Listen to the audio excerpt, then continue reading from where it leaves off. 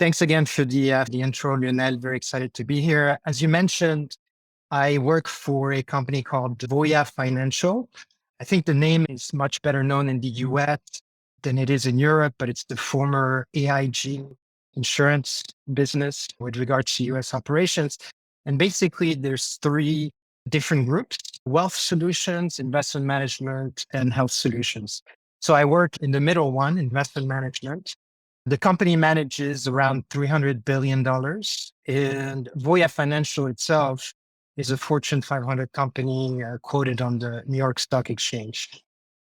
So what do I do in that group? I'm co-head of a group that's called Voya Machine Intelligence.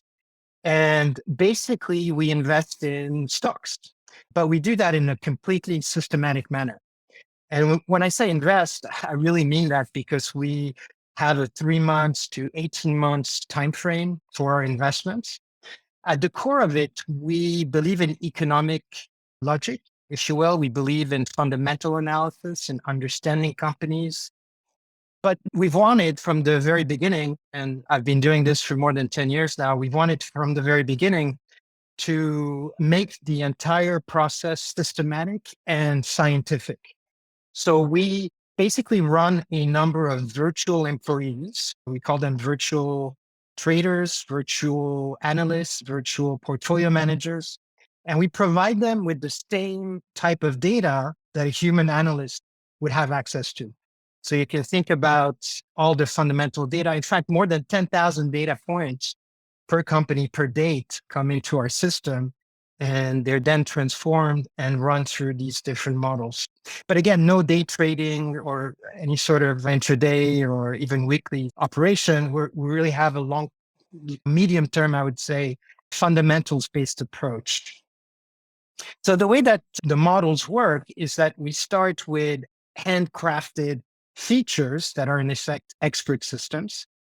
And then we pass them through models called virtual analysts that score them. And there's around 26 of them, depending on the model and the geography. And by the way, we're dealing with global stocks here. But there's 26 virtual analysts. They each provide a rating on every stock that they look at. And then you have virtual traders, which role is to reduce risk on particular positions based on specific events. So they're much more event-based than the virtual analyst. And then you have a layer called the virtual portfolio manager. So we didn't necessarily intend to reproduce Goldman Sachs when we got started, but in effect, you end up with a similar structure to what you would have on the human side, except that it's all machine-based. So the key question for us from the very beginning, and I mentioned being in the business for the past 10 years now, the key question at the beginning was, to the extent we want to systematize fundamental analysis and believe in economic logic for investment, how do we combine the strengths of humans and machines, avoid their respective weaknesses, and become better portfolio managers? That's obviously a very easy question to answer. I'm not an optimist at all, but let's see if we can at least provide our view of the process, our approach. And to do that, let's start with a little bit of what we know about human cognition. The framework that everybody knows and loves is the one of the two systems of human cognition by Daniel Kahneman, whom I'm sure everyone is quite familiar with. But just as a quick reminder, the logic there is that you have two systems of thinking. You have system one thinking, system two thinking. System one is fast, automatic, emotional, completely unconscious. And it's really a supercomputer that allows us to recognize patterns. That's what allows us to understand language, to do translation, to recognize images. We're not conscious of how we recognize images, typically. And then you have system two thinking, which is slow, effortful, logical, calculating, and highly conscious. So when you think about cognition, I think more likely than not, you're going to associate that to logical thought and system two thinking. So just to provide a few more examples, determining that an object is at a greater distance than another, we don't know how we do this. It's completely unconscious, and we do that in an automated manner. However, making a left turn into incoming traffic, and this is an example that Daniel Kahneman likes to give, requires a lot of mental focus. We really need to be careful. You'll find that as people are doing that, they stop talking, their pupils dilate, they're really focused so that they can safely make that left turn. And that's really system two thinking. So for me, true expertise is a mix of system one and system two thinking. So you can think of us being hit by our experience of reality, and then either we handle that in an automated emotional manner or we handle that in a logical conscious manner. But the problem is system one is very important because at the end of the day, it cannot be easily shared through language, but it's the most important thing in experience. System two, however, can be shared through language. But to me, the difference is, for instance, a pilot that just comes out of pilot school will possibly be much more impressive to you if you start asking them questions about their knowledge than someone with a lot of experience flying a plane, because they might have forgotten the rules they learned in school, whereas the newbie would know them all and could be very impressive in an interview setting. However, we know who we'd rather have piloting the plane. So the intuitive side of expertise is extremely important. And for better or worse, it's unconscious. And in fact, I would take this stage further. This is my slide. It hasn't been researched in any detail, but my guess, my intuition, based on expert knowledge, is that if you're in an environment with low noise and high IID, so identically and independently distributed variables or features, low noise, let's say, then it's likely that you can express the rules behind your expertise. And so you're going to be mostly using T2, so logical thought process for making decisions. But if you're in an area with high noise and low ID, very complex, what we call a wicked learning environment, which is really the case for stock investing, then my contention is that you're going to be relying a lot more on system one thinking and a lot less on, and again, I'm talking about real experts, not someone who's just come out of their MBA or studying for CFA. So the more we go into pattern recognition requirements and the more black boxy the cognition process turns out. I just want to give you a very quick example that comes from the book Thinking Fast and Slow, because I think it really crystallizes the difference. So sexing, not to be mistaken with chicken sexting, is a very important job actually in the egg production industry. And it's important to be able to recognize male chicks from female chicks because you don't want to be feeding male chicks that are not going to be producing eggs. So literally at day one after they're born, you need to be able to separate the two. It turns out that the big specialists in this area were a school founded in Japan back in the 1920s in Nogaya, and they became world leaders. And when Europeans and Americans would send people to become experts in chicken sexing, they would send them to that school in Japan. They would arrive, and then they would expect to be sitting in a classroom and learning the rules for chicken sexing. Turns out that's not possible. Instead, what they have is a master Japanese chicken sexer with a bunch of chicks.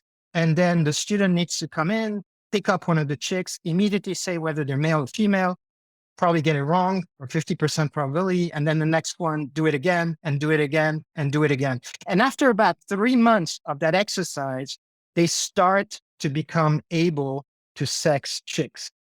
Ask them why, they can't tell you.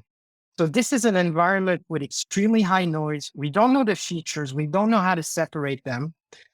And the process is entirely unconscious. It's a black box. Now, of course, I'm not going to spend any time on this, but we know that the fact that we use intuition and system one thinking introduces bias in judgment. And that has been very well researched.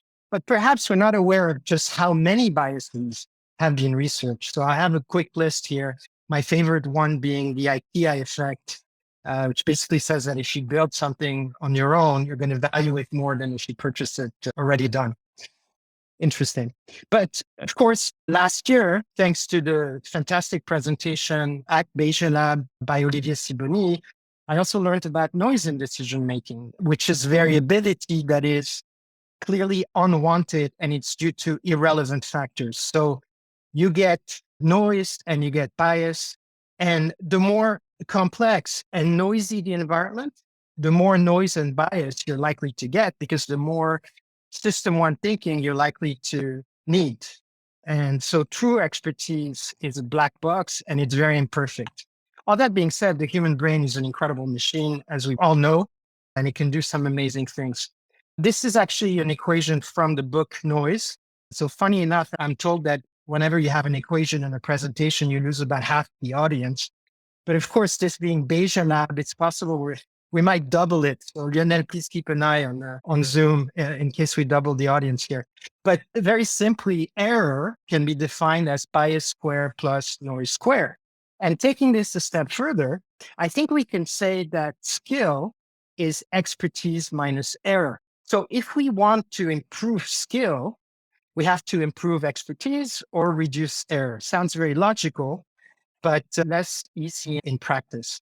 So what do we know about AI? I'm going to do this section very quickly because we're all quite familiar with some of these concepts. But one of the things that I find really fascinating is that if you look at the early history of artificial intelligence, people noticed that computers were great at doing some very difficult things for human beings, like mathematics, physics simulations, chess, et cetera, et cetera. So the hard problems seemed really easy. The problem is that they then assumed that because the hard problems are easy for the machine, then the easy problems would be even easier for the machine. In fact, they turned out to be very hard, like walking, speaking, recognizing faces, and today driving, etc. So this early belief led to expert systems that were deterministic. And I think it's safe to say that as a building block for artificial intelligence, we're not a great success. But a couple of decades later, they allowed for the emergence of machine learning with the very important difference that instead of modeling the expert, you're now modeling the data, you're observing the data, and you're picking up patterns directly from the data. So I don't know about you guys, but for me, expert systems are very close to system two thinking in the human being. And machine learning, which is really pattern recognition, is much closer to system one. The end result is the same. We're still dealing with a black box because of the machine learning part in most cases, not if you're using BayesiaLab, but we'll get to that. And I think it's clear to a lot of practitioners today that in the absence of Google scale data, you still need expert systems to near features to help the system. So of course, if you're doing deep learning and you have crazy amounts of web scale data on language, you probably don't need to do feature engineering, but that's not our case. And it's not the case of a lot of fields. In our case, we're dealing with, let's say, medium-sized data, in some cases, small data, if you're looking at macro over 100 years or so. So not a huge amount of data. And what we find is that to improve systems, we need to mix system one, system two, or in this case, expert systems and machine learning. All right. So the question now, going back to the original big intro of can we become better investors by mixing the best of humans and machine, avoiding their pitfalls, etc.? Can we build a bridge basically between the two black boxes? And I really like this example from a different domain, but clearly there are some areas in which this works really well. For instance, this is a research paper that came out in July of this year showing that doctors using AI catch breast cancer more often than either of them does alone. So clearly there's some synergies if you're able to build a bridge between the two types of cognition systems. So we know that a graph can represent the topology of any domain as seen by one or several experts. And graphs can be built using machine learning. So perhaps a bridge, it's some kind of subjective view from the expert's own field of expertise, but also helped by somewhat unbiased, not so noisy, objective observations that they can understand. Just laying this out, and let's see if we can take this a step further. So humans are able to build causal graphs, at least they're representing their beliefs. So if they're investing in company XYZ, it's because they believe in the company. They went to talk to management. They have a logic. They have an economic logic for why it's inexpensive and why it's a high growth company and why it's not being appreciated to its full value in the market. With machines, we can build observational graphs and maybe provide this bridge, some kind of causal translation that would allow for less bias, less noise, fewer mistakes, higher performance. Now, what's the problem? There's several. One of them is that very often we're forced to choose between accuracy and explainability. Very often, black box models are more powerful than more transparent white box models. Depending on the amount of noise, the complexity of the solution is an important factor in its accuracy. So if you look at Kaggle, some of the winning approaches, they tend to be very complex with lots of stacking of models and ensembling of models. So not so easy to understand and to break down the black box, make it more transparent. The other element is that the features that you're starting out with may not be explainable to begin with. And then even if you're doing a linear regression, you're not going to be able to explain your model. So what are the available options for data practitioners overall? And we've talked about some of these topics today, so it's great. I feel like I can go much faster over the next couple of slides. But basically, you can choose an intrinsically explainable model to start out with, like linear regression, explainable boosting machines. It's a Microsoft innovation. Bayesian networks, as we all know. The other option is to use a surrogate model. So you have your model that produces great performance, and you can build smaller models via distillation, small, probably less accurate, although that's not obviously the case, using maybe Bayesian networks or linear regression or CART algorithm, decision trees, and use that for explanation. And finally, you can use post hoc solutions. We talked a lot about SHAP. It's by far the most popular approach these days in the machine learning community. There's also LIME, stereo and CMAPs, testing with concept activation vectors, counterfactual methods, et cetera, et cetera. But for this presentation, I've chosen to really focus on SHAP. Again, it's a great tool, and it's one that's very well accepted today in machine learning. So SHAP values are an approach to produce global and local explanations for any machine learning model. So they're machine learning model agnostic, which is very useful. Global explanations are a measure of feature importance for the whole model. If you take the absolute values of the sum of all your rows, you get variable or feature importance. And then local explanations work row by row, and they're able to explain specifically why a particular case in what I do, it would be why a particular stock is being ranked at a particular level by one of the models that we run. SHAP values are based on Shapley values, which is a concept from game theory, but they're not exactly the same because basically Shapley values are the theoretical economic constructs, and SHAP is an approximation of Shapley values.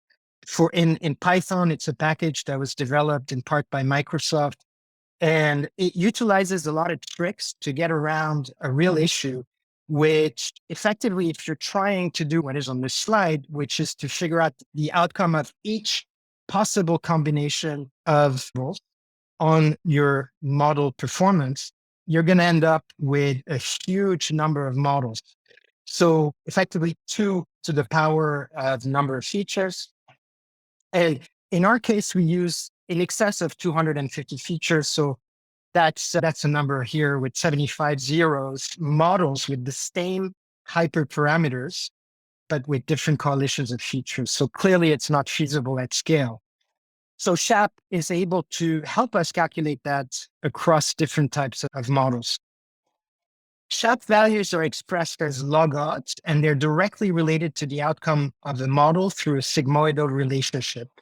So that makes it really easy to look at a single variable and figure out its impact for each case that you're feeding into the model. I'm not going to go through all the details. I'm happy to talk about getting more information if you're interested. Again, this is a reminder that if you sum the rows, you end up with variable importance. And if you sum the columns, you end up with explanations at the row level. So one of the really cool things about SHAP values is that you can do math with it. So for instance, in our case, if we're trying to figure out why the model likes Apple and not IBM, for instance, it's just two vectors that are subtracted one from the other.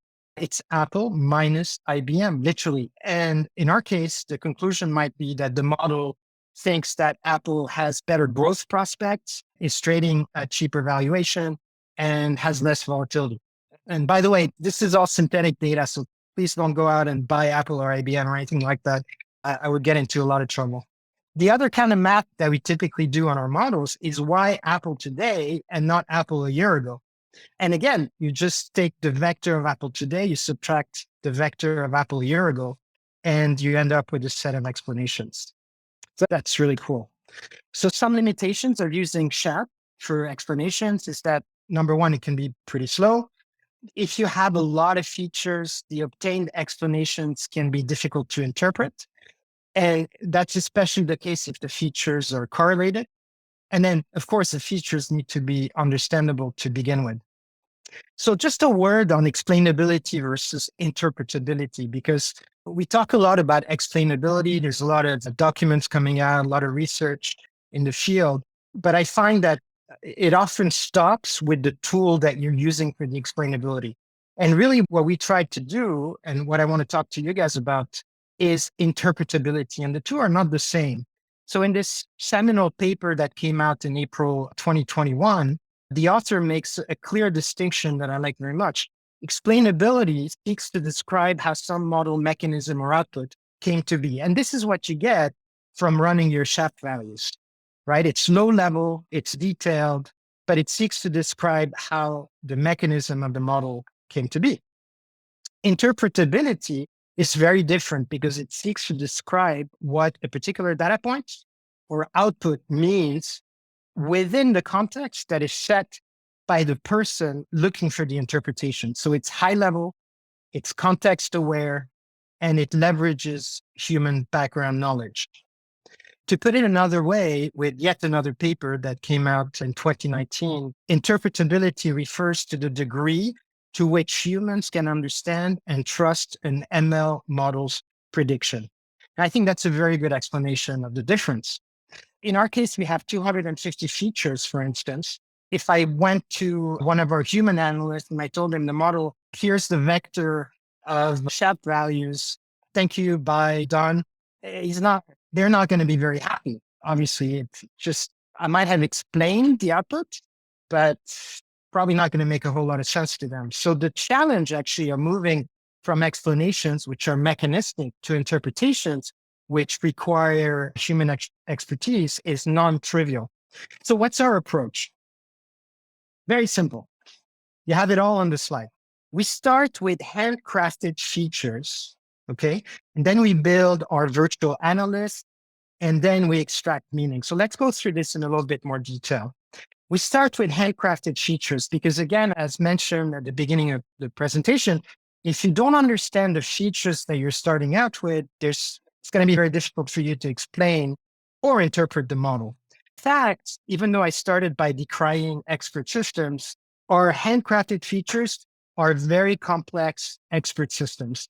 They go and look into various, let's say, ratios and how they differ between one industry and another, how they differ between one macro environment and another. They ask questions to themselves, I guess, to the database of the form, the company has been paying dividends, but just this year it hasn't paid one. Why is that? And it's going to go through a decision tree where it's going to try and figure out, has there been an acquisition?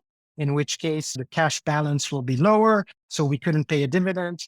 Has there been a change of management, which might signal a change in the strategy of the company? Or is it a missing value and the provider of the data has made a mistake? So all of this is built into that expert system that allows us to have these very powerful features that are effectively concepts. So we start with 10,000 data points, 10,000 columns, and we end up with 252 features, to be very exact.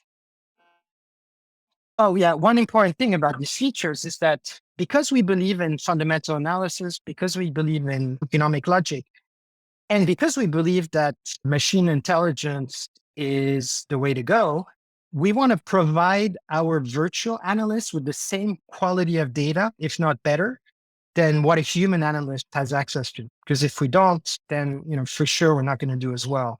So there's been thousands of hours spent on this part of the problem. Once we have these handcrafted features, we move into building pattern models. And here, again, the solution, because of the noise involved in picking stocks, the solution is fairly complex. It involves a lot of ensembling, very different methodologies. But basically, they're very sophisticated pattern matching models. And we're looking for patterns at the tails of the distribution. Really, we don't care about what's in the middle. Again, very noisy environment. Most stocks are probably priced accurately, but there are some exceptions. And that's really what we're interested in. We want to know which stocks to purchase, the ones to go long on, and which stocks we should sell, the ones to go short on. And the tails of that distribution are not very wide. We're talking about 5% on each side. Okay, once we've done that, we've built our models. We're very careful about overfitting. We're very careful about time-aware cross-validation and many other things that you need to take into consideration. From there, we can calculate Shaft values, regardless of the model. We have some deep learning models. We have some gradient boosting models.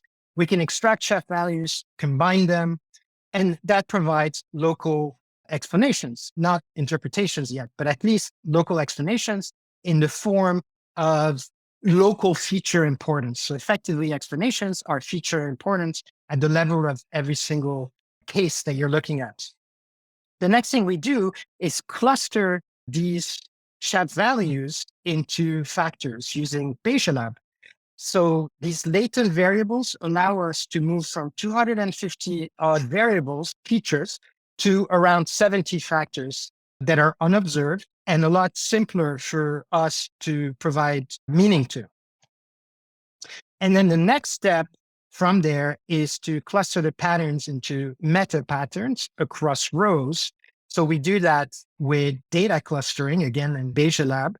And once we're done with all that, we can explain these clusters in English. So we go from factors to what we call themes. Factors aggregate the columns via variable clustering and multiple clustering.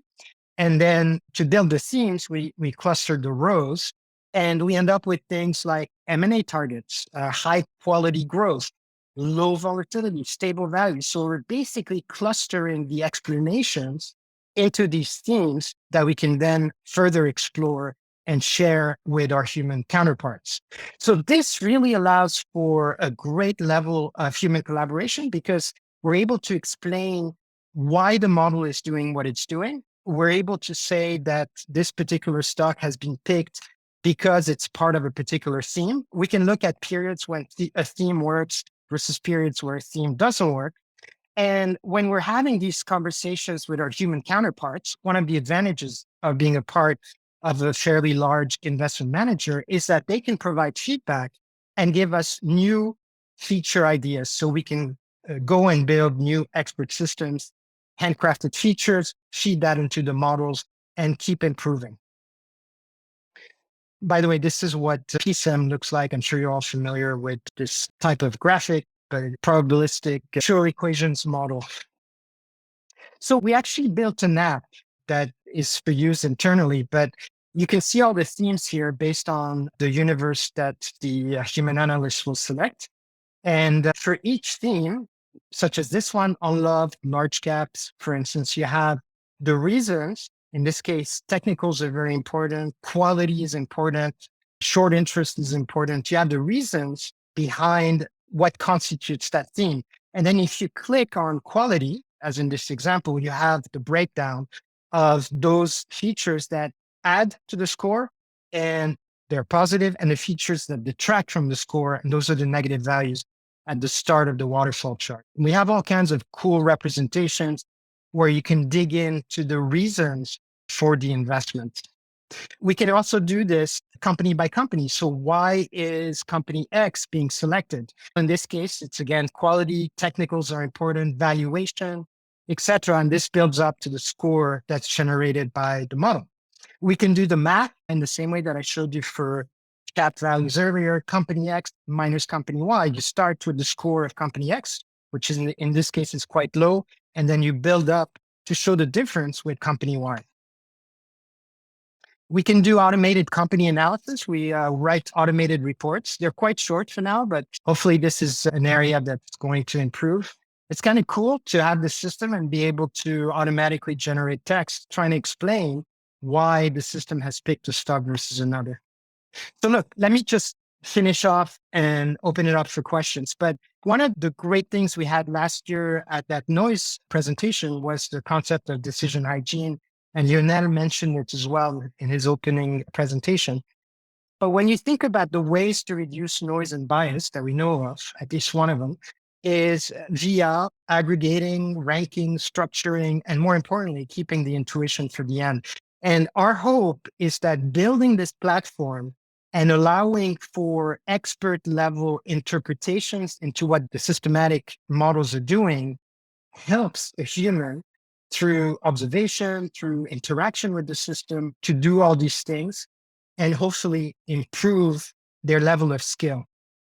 And I'll leave you with a great quote by Kahneman, his advice on making important decisions. He says you should get advice from a particular kind of person, somebody who likes you but doesn't care too much about your feelings. And I'm sure my friends would like to describe me as being such a person. So that's it. That's it on my end, and I'd love to open it up to questions. Thank you.